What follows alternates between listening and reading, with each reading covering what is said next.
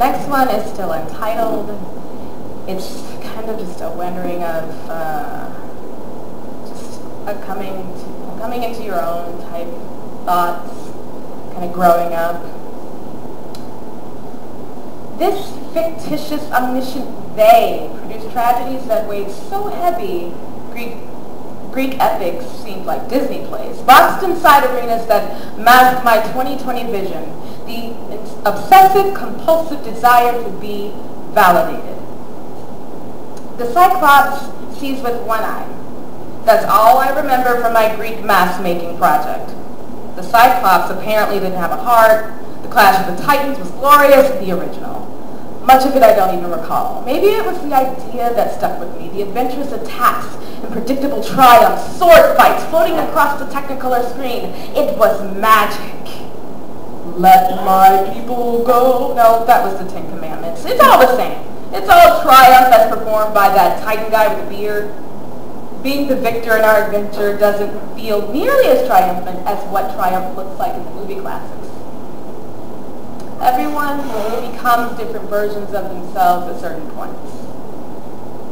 1 minute, 2 minutes, 4 minutes reminds me of drum cadences. And Jason looking after me on my first day of 10th grade. 1 Anna, 2 Anna, 3 Anna, blam tap, home. A big band stories floating through my atmosphere. For a brief moment, I was one of the cool kids thanks to my older cousin. 10th grade all over again. And knowing a 12th grader meant I was a cool breeze, marching to the beat. Now I'm an autumn sunrise.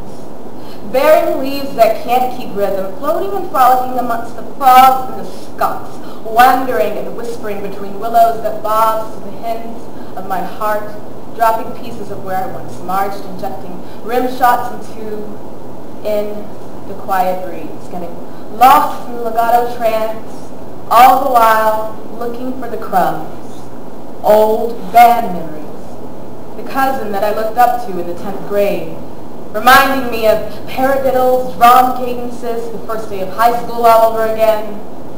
My yearbook is filled with, stay sweet, have a great summer, and don't change.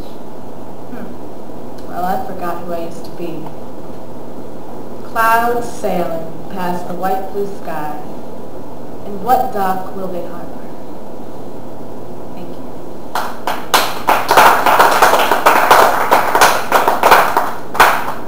And the next one is prosy. It is a silly, whimsical open letter to Carl Sandburg, which is kind of a childhood hero for me. All right.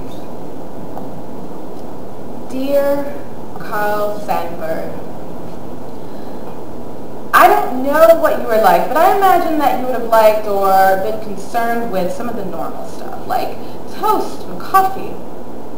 What I mean is, in all your normalness, you managed to somehow trump that and become this prolific American literary hero. That's ridiculous, Carl Sandburg. That's bananas. You went from a normal guy that enjoys toast and maybe sometimes coffee to a larger than literary giant. Okay, in my mind, that's kind of ridiculous. I mean, we all know it, but it's part of our history now, but it just seems crazy.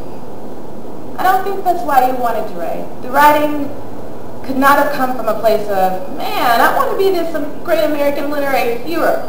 You are, though. Chicago places you among their greats. Your poems are painted across the walls of the Sheridan Red Line stop. Did you ever feel that coming? I doubt it. You were a normal guy that enjoyed your occasional toast and coffee and might have never suspected all of his adoration.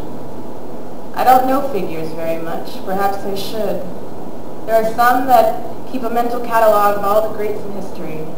I don't know that my mind would allow me to do that. It's too busy clearing for positive affirmations. Those are more important. I don't know a lot of historical greats, but I do know everything's going to be okay. It has to.